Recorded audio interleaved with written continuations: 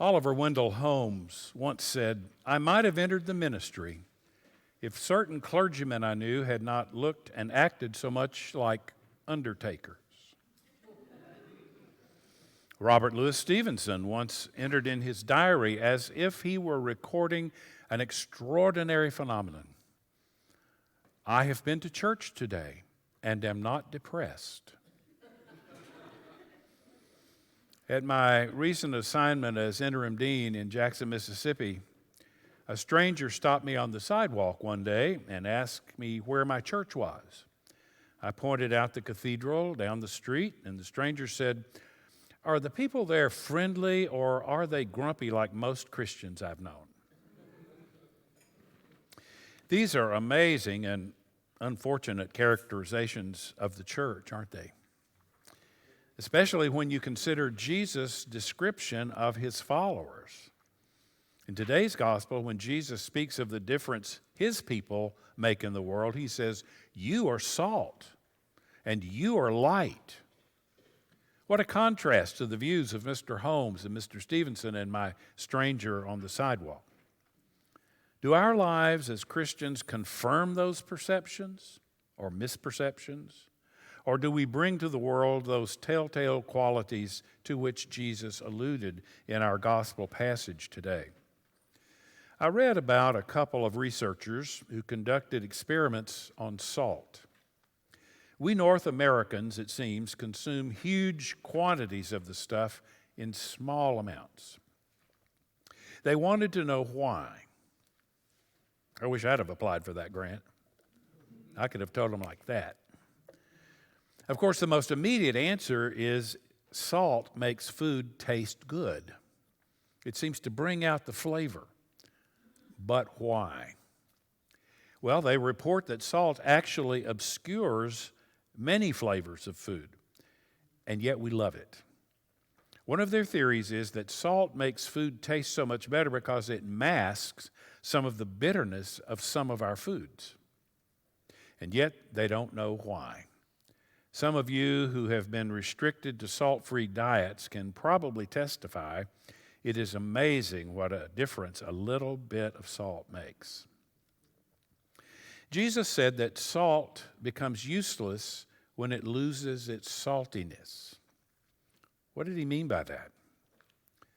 Sodium chloride doesn't lose its saltiness, its flavor-enhancing properties, except by dilution or contamination. When the life of a Christian becomes so watered down or so filled with other contrasting qualities, it's indistinguishable from any other life. The flavor of our life as Christians shouldn't turn an Oliver Wendell Holmes away from a vocation or make a Robert Louis Stevenson depressed. And it certainly doesn't taste grumpy. On the contrary, Christians enhance the flavor of the great life-giving banquet God sets before us. Take away some of the bitterness, tragedy, evil, and sin have introduced, and make people smack their lips when they taste and see that the Lord is good. And then there's light. Light can actually be very fragile, but even in small quantities, it makes a difference. In a few weeks, at the conclusion of our Lenten pilgrimage on Holy Saturday at dusk, we will gather outside, and there we will kindle a new fire, and from that fire we'll light a new Paschal candle.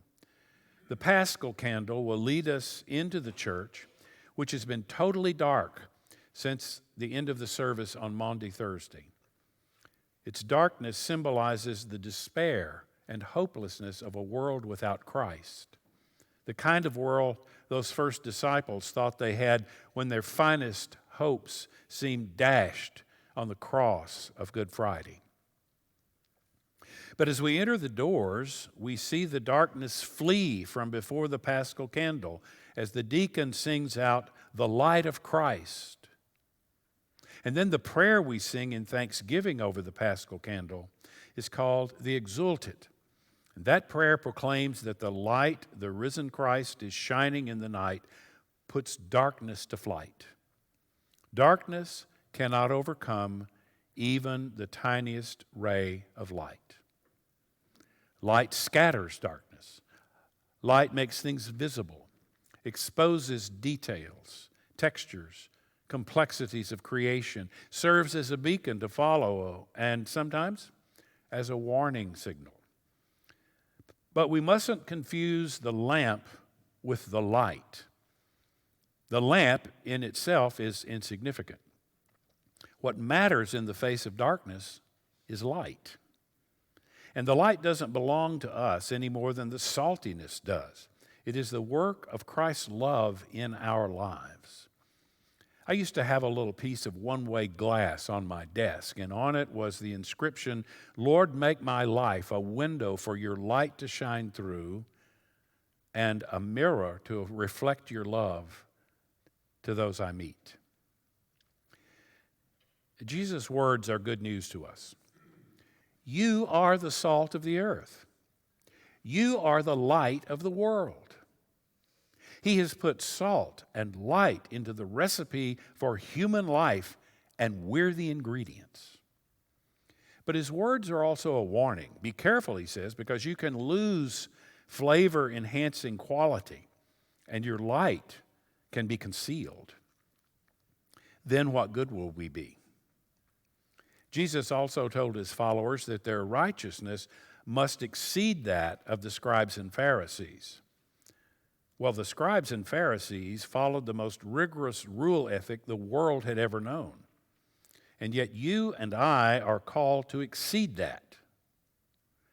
How can we possibly bear the weight of such a mandate?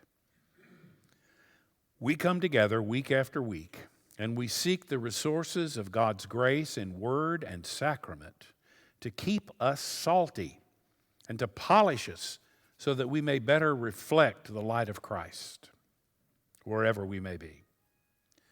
We place our trust in the one who not only spoke the gospel we have received, but who can do more with us than we can do with ourselves. When Arthur B. Langley was governor of North Dakota, he was called upon to host a noted and auspicious guest who had come to the state capitol in Bismarck to speak at a YMCA group. The man had a terrific reputation for Christian service, and the sponsors had called upon the governor and asked him to have the man up for dinner at the executive mansion before the evening meeting where he was to speak.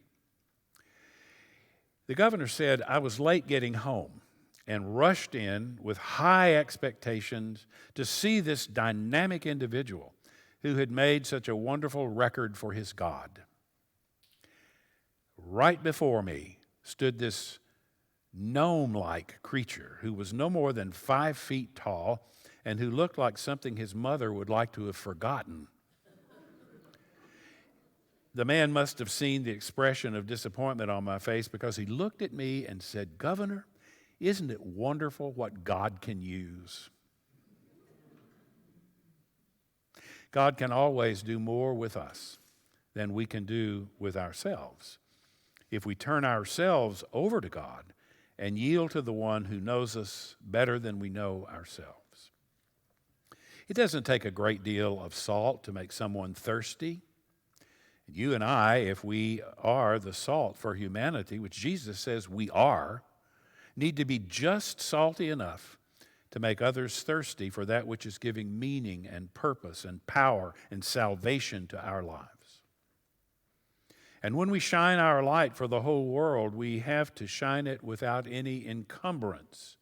The light has to be put on a lampstand, not beside it or under it, but on it. When we do that, our light will be visible then for others to see. Salt, light, and good works. They are truly good only insofar as they come from the one who is using us for a purpose that is greater than ourselves. And then and only then will those who see the good things we do have the proper response, which is not to glorify us, but to glorify our God who is in heaven. And heaven, according to Jesus, is even now in our midst. Isn't it interesting that when Jesus spoke of us, seizing upon some metaphor to characterize who we are, he didn't say, "You are a great army marching into the world." He didn't say, "You are a loudspeaker put up in the marketplace to shout my message to everybody." He didn't say, "You are a ruler over people." Rather, Jesus said that we are salt and we are light, small, fragile. And yet both of these substances go a very long way. They can make all the difference. And loved by God, charged with grace, joined to Christ and to one another, so can we. And that's why I told my stranger on the sidewalk that day, who asked if the people in my church were friendly or grumpy, they are the salt of the earth and the light of the world. Let me introduce you to them, and I promise they'll bring out the flavor in your life and brighten your day. Amen.